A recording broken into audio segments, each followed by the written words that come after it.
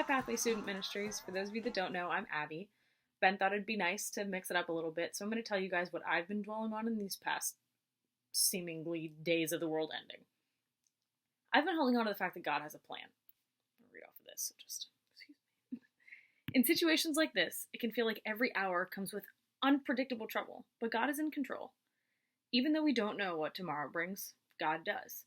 Since the beginning of time, God knew that the coronavirus was going to bring our lives to a screeching halt. But he still has a plan to bring us through. In Jeremiah 29:11, Jeremiah writes, "For I know the plans I have for you, declares the Lord. Plans to prosper you and not to harm you. Plans to give you hope and a future." I'm sure many of us are very familiar with this verse, but we may be taking it extremely out of context. When this verse was written, the Israelites were in exile. They were being punished for their disobedience toward God. A false prophet, Hananiah, proclaimed that God was going to free Israel from Babylon in 2 years. Spoiler alert, that doesn't happen. Jeremiah approached Hananiah and then called her out on her lie and then gave the promise that we read in verse 11. This delivery promise does not come without a directive in the verses prior. Seek the peace and the prosperity of the city to which I have carried you into exile. Pray to the Lord for it, because if it prospers, you too will prosper. This is God's instruction to the Israelites in their unexpected time of crisis. He calls them to pray for their place of living, pray for the place that's bringing them anxiety, and seek peace and prosperity. God calls us to this instruction as well. Today, 2020, with the coronavirus.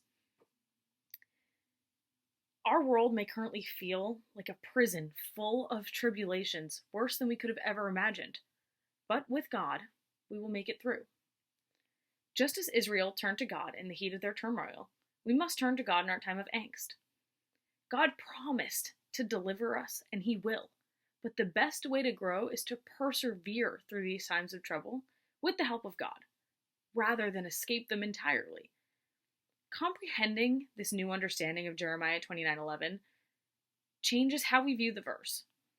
Instead of it entirely being a verse to repeat religiously to make every bad thing go away, Jeremiah 29:11 should be a call to action.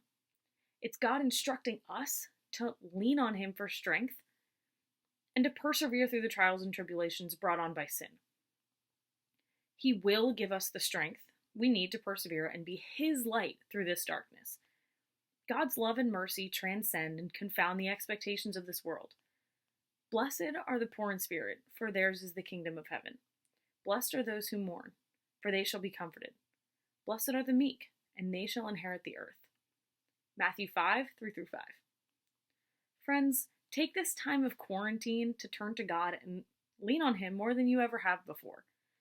When events get canceled and the world seems to be ending, remember that God has delivered his people from unexpected tribulations before, and we aren't an exception.